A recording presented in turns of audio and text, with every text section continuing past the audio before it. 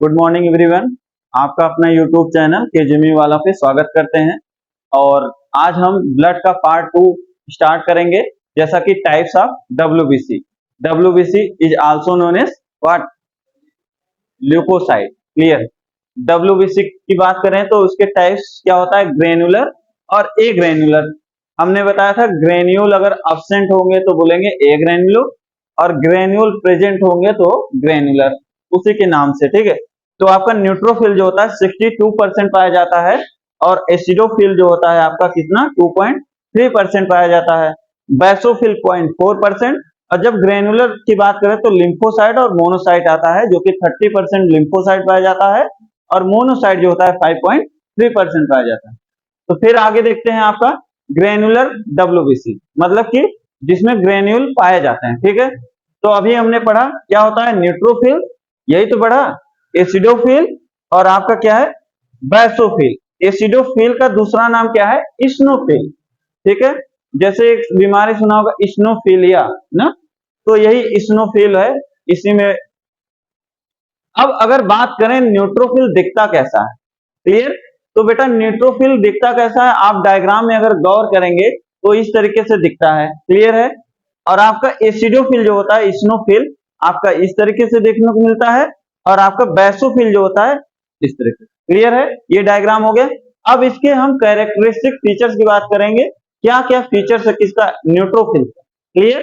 तो देखो ये बेटा न्यूट्रोफिल जो होता है न्यूक्लियस विथ 3 to 4 लोब्स। तो देखिए 1 2 3 4, 4 लोब है न्यूक्लियस। ठीक है।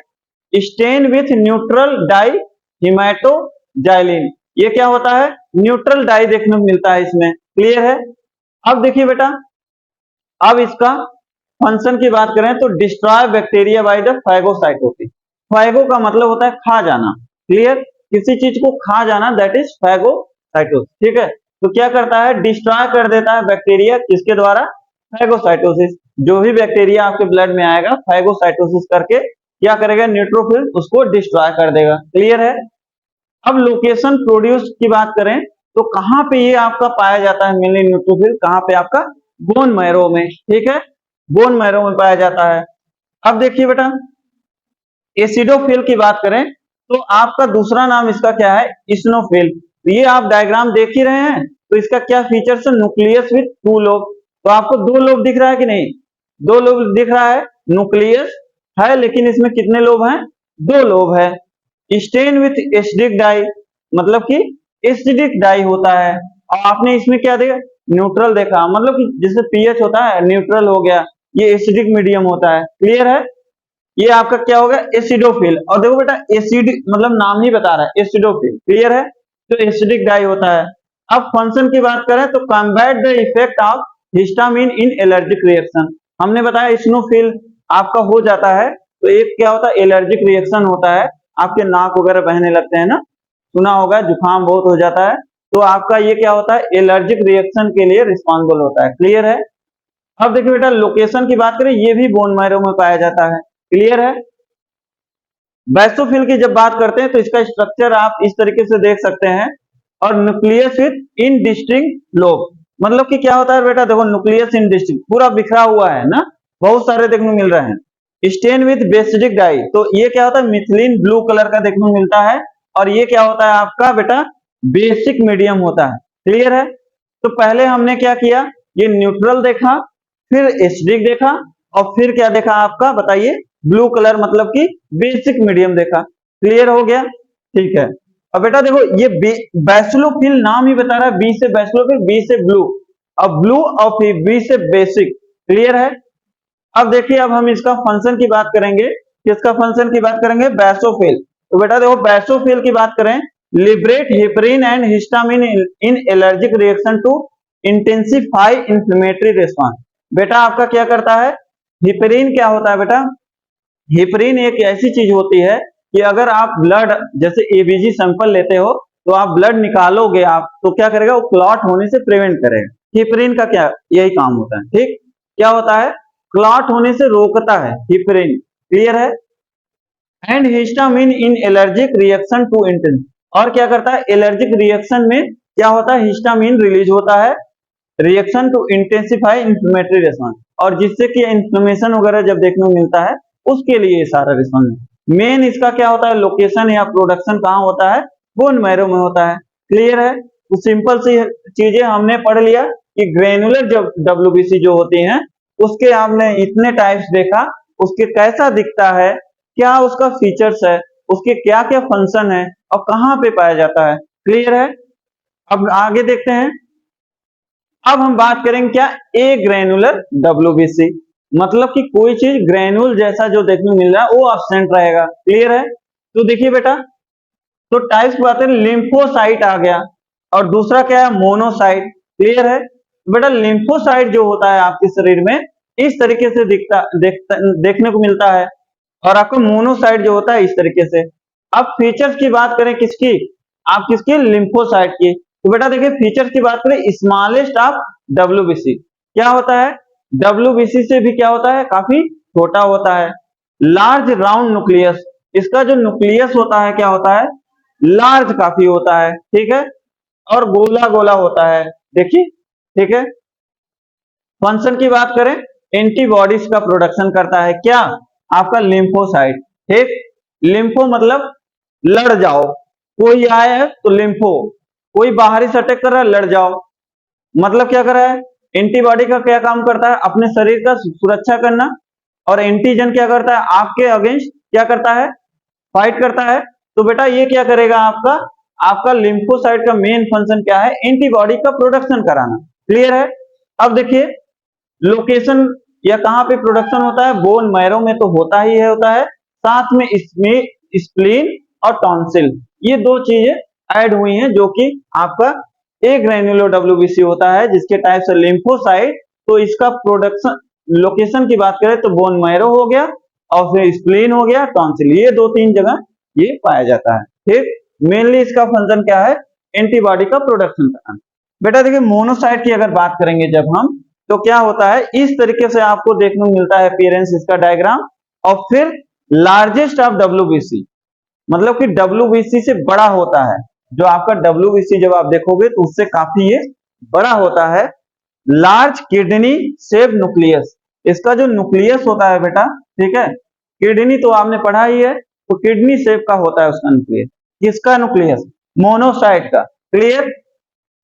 अब जब फंक्शन की बात करें, इंजेस्ट माइक्रो ऑर्गेनिज्म, जो भी एंटीजन बाहर से कीटाणु आएंगे उनको खा जाएगा, खा जाएगा। मोनोसाइट का काम क्या होता है, इंजेस्ट कर लेगा क्या, माइक्रो ऑर्गेनिज्म, माइक्रो मतलब छोटे छोटे आपके ऑर्गेनिज्म, बैक्टीरिया जो हैं, ठीक है, तो उनको क्या करेगा, इंजेस्ट कर लेगा। क्लियर है। अब देखो बेटा लोकेशन की बात करें तो कहा, ये भी बोन मैरो में पाया जाता है। ऑलमोस्ट सारे चीज बोन मैरो में ही पाए जाते हैं। सिर्फ आपका क्या है, लिम्फोसाइट मतलब जो एंटीबॉडी का प्रोडक्शन कर रहा है स्प्लीन और टॉन्सिल में भी होगा। क्लियर है, पाया जाता है।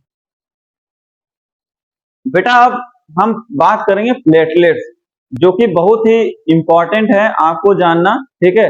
तो प्लेटलेट्स जो होता है आपके शरीर में, ठीक है, कितना नॉर्मल होना चाहिए, ठीक है, इसको हम देखेंगे। तो देखिए कितना है, 1.5 लाख से लेकर के 4 लाख, ठीक है, कहीं कहीं 4.5 लाख भी देखने को मिलेगी। ठीक है। तो ये आप लोग का माइक्रोलीटर है, प्लेटलेट्स पर माइक्रोलीटर है। 1 लीटर में अगर ब्लड आपका निकाल लिया माइक्रोलीटर, तो उसमें कितना वैल्यू होनी चाहिए आपका, 1.5 लाख से कितना, 4 से 4.5 लाख। क्लियर है। अब देखिए बेटा जब साइज की बात करते हैं तो क्या होता है, 2 से 4 माइक्रोमीटर होता है, ये साइज हो गया। और शेप की बात करें सर्कुलर, देखिए सर्कुलर, बाइकन्वेक्स, नॉन न्यूक्लिएटेड, देखिए सर्कुलर है, बाइकन्वेक्स है, ठीक है, कन्वेक्स लेंस देखे ही होंगे, बाइकन्वेक्स, नॉन न्यूक्लिएटेड, न्यूक्लियस वगैरह देखने को नहीं मिल रहा है ना, नॉन न्यूक्लिएटेड ना। क्लियर है। काउंट हो गया। लाइफ स्पान की बात करें तो ये आपको जानना बहुत जरूरी है, 5 to 9 डेज इसकी लाइफ, मतलब कि आपके शरीर में 5 से 9 दिन ही वो जिंदा रहता है। क्लियर है। फंक्शन क्या करता है आपको पता है, प्लेटलेट्स ब्लड को क्लॉटिंग कराता है। क्लियर है। अगर आपके प्लेटलेट्स में कमी हो गई, आपने देखा होगा डेंगू नाम की एक बीमारी हो जाती है, प्लेटलेट्स घटता जाएगा, तो आपका अगर ब्लीडिंग हो गया ना तो जल्दी रुकता नहीं है। ठीक है। अगर 5-6 हजार प्लेटलेट्स चला जाएगा तो आप रोक नहीं पाओगे, पूरे स्पॉट स्पॉट बनने लगेंगे और ब्लीडिंग होने लगे, फिर रोक नहीं पाओगे। तो इसका मेन हीमोग्लोबिन नहीं बेटा, प्लेटलेट्स। और फिर मेन क्या होता है, ब्लड क्लॉटिंग जो होता है इसमें हेल्प करता है, मेन फंक्शन है, ठीक। और डायग्राम देख लिया आप लोगों ने। अब थ्रोम्बोपोइसिस, तो थ्रोम्बोपोइसिस की जब बात करें तो क्या बोलते हैं, the production of platelets is known as thrombopoiesis. Thrombopoiesis किसको बोलते हैं, अगर प्लेटलेट्स का प्रोडक्शन हो रहा है उसी को हम क्या बोलते हैं, थ्रोम्बोपोइसिस। क्लियर है। Platelets are the fragment of large cell called the megakaryocyte that remain in the bone marrow. बेटा मेगाकैरियोसाइट किसी की जब साइज बड़ी हो जाए ना, megakaryocyte. Platelets are the fragment of large cell, large cell का ही एक पार्ट होता है फ्रेगमेंट मतलब, ठीक है, उसी को हम क्या बोलते हैं, megakaryocyte that remain in the bone marrow, जो कि बचा रह जाता है या पाया जाता है बोन मैरो में। क्लियर है। अब देखिए बेटा, थ्रोम्बोसाइटोसिस किसको बोलते हैं, बताने की कोशिश कर रहे हैं। Increase in the number of platelets that is known as thrombocytosis. Clear है। अगर प्लेटलेट्स का अमाउंट जैसे नॉर्मली हमने बताया 1.5 लाख से 4 से 4.5 लाख, अगर हुआ उससे ज्यादा अगर प्लेटलेट्स बना मतलब कि काउंट बढ़ गया तो उसको थ्रोम्बोसाइटोसिस बोलते हैं। ये मेडिकल टर्म है, आप लोग याद रख कर लो, आगे काम आएगा। अगर थ्रोम्बोसाइटोपेनिया क्या होता है, आप देखो बेटा, decrease in the number of platelets. अगर आपका प्लेटलेट्स घट गया तो फिर क्या करेंगे, उसको क्या बोलते हैं, थ्रोम्बोसाइटोपेनिया। क्लियर है। तो बेटा अब अगर बात करें ब्लड क्लॉटिंग की, तो देखिए बेटा, blood clotting is the process in which blood loses it's fluidity and becomes a jelly like mass few minutes after it is said out. Said out मतलब बाहर आना ना। क्या होता है, ब्लड क्लॉटिंग एक ऐसा प्रोसेस होता है कि जिसमें इन विच ब्लड क्या होता है, अपना लूज करता है फ्लूइडिटी मतलब फ्लूइडिटी को क्या करता है, लूज करता है, और फिर कैसा बन जाता है, जेली लाइक बन जाता है। क्लियर है। जेली लाइक बन जाएगा, jelly like mass few minutes after it, जब बाहर आएगा तो देखा होगा आपने ब्लीडिंग होती है तो तुरंत क्लॉटिंग हो जाता है ना, और जेली जेली जैसा हो जाता है, ऐसे हाथ में लोगे तो जेली जैसा है कि नहीं, लगेगा टॉफी है कोई खा ले, है कि नहीं। तो इस तरीके से होता है। तो आपका ब्लड क्लॉटिंग इस तरीके से देखने मिलता है। आगे देखते हैं। जब हम ब्लड क्लॉटिंग की बात कर ही दिए हैं तो फर्स्ट क्या है बेटा, blood vessels is puncture. Blood vessel की बात करें तो आपका जो वेन है उसमें हमने क्या पंचर किया। जब आप क्या करते हो, कोई भी इंजेक्शन लगाती है आईवी में, ठीक है, तो क्या करो, पंचर करते हो ब्लड वेसल को। तो इस तरीके से आपको देखने को मिल रहा है, ठीक। Platelets form a plug. बेटा देखो ये प्लेटलेट्स का काम क्या होता है, हमने बताया था आपको, क्या करता है बताइए, क्लॉटिंग में ब्लड क्लॉट करता है। तो प्लग मतलब क्या हो रहा है, देखिए ऐसे थक्का जैसा जमना, ठीक है, ये डायग्राम हो गया। थर्ड क्या है, platelets and damage tissue cell release prothrombin activator which initiate a cascade of enzymatic reaction. बेटा देखो, जब बात करेंगे, इन्होंने क्या करा कि platelets damage tissue cell release prothrombin. तो देखो बेटा, प्रोथ्रोम्बिन क्या करेगा, रिलीज होगा, और यहाँ पे प्रोथ्रोम्बिन क्या कर रहा है, एक्टिवेटर है। क्लियर है। और फिर उसके बाद यहाँ कैल्शियम है और ये थ्रोम्बिन है। फिर उसके बाद बेटा क्या करेगा, सॉल्यूबल फाइब्रिनोजन देखने को मिलेगा, और फिर यहाँ पे आपका थ्रोम्बिन से कैल्शियम यहाँ भी पाया जाएगा, और फिर इनसॉल्युबल क्या हो जाएगा, फाइब्रिन हो जाएगा। बेटा फाइब्रिन क्या करता है, आपका ब्लड क्लॉटिंग में हेल्प करता है, ठीक है। तो ये सारी चीजें देखने को मिलेगी। बेटा देखिए, अब देखिए, fibrin thread form and trap red blood cell, मतलब क्या करता है, फाइबर जैसा थ्रेड फॉर्म धागे जैसे करता है, और फिर क्या करता है, रेड ब्लड सेल जो होता है उसको ट्रैप करता है, मतलब क्लोज कर देगा, ब्लीडिंग को रोकेगा ना। फाइब्रिन क्या काम करता है, क्लॉटिंग में हेल्प करता है। आगे देखते हैं। एंटी कोगुलेंट मतलब कि एंटी मतलब अगेंस्ट, और कोगुलेशन के, कोगुलेंट मतलब थक्का जमने के अगेंस्ट। तो हमने अभी आप लोग को बताया था एक दवाई एंटी कोगुलेंट, हिपरीन बताए थे कि क्या करता है, क्लॉटिंग को रोकता है, क्लॉट नहीं होने देता। तो देखिए, a substance which prevent the coagulation of blood is called anticoagulant. मतलब कोगुलेशन मतलब थक्का जमना, थक्का जमने को जो रोक ले उसको क्या बोलते हैं आप, एंटीकोगुलेंट ना। एंटीकॉगुलेंट। तो अब देखो, ये देखो, heparin is a natural anticoagulant present in the blood. आपका ब्लड अंदर सर्कुलेट हो रहा है तो क्यों नहीं थक्का जम जा रहा है? क्योंकि हेपरिन आपके अंदर पाया जा रहा है, तो वो क्या करता है, क्लॉटिंग से प्रिवेंट करता है कि जमा दे पूरा शरीर में ब्लड। आपको न जमाए ना, तभी तो सर्कुलेशन होता रहेगा, अगर जमा देंगे तो नहीं होगा, है कि नहीं? If the blood clots too easily the result can be thrombosis. बहुत आसानी से ब्लड आपका अगर क्या हो गया, क्लॉट हो गया। If the blood clots too easily the result can be thrombosis, clotting in an undamaged blood vessel. जो वेसल्स हैं आपके अंदर फ्लो हो रही हैं, डैमेज नहीं है, अगर बहुत जल्दी क्या कर दिया, आपका ब्लड क्लॉट कर गया, तो उसको हम क्या बोलते हैं, थ्रोम्बोसिस बोलते हैं। और फिर क्या करेगा, clotting is an undamaged blood cell. और कहां पे क्लॉटिंग देखने को मिलता है बहुत इजीली, जो कि डैमेज नहीं हुई है ब्लड वेसल अंदर आपके, ठीक है। If the blood takes too long to clot, that is known as haemorrhage can occur.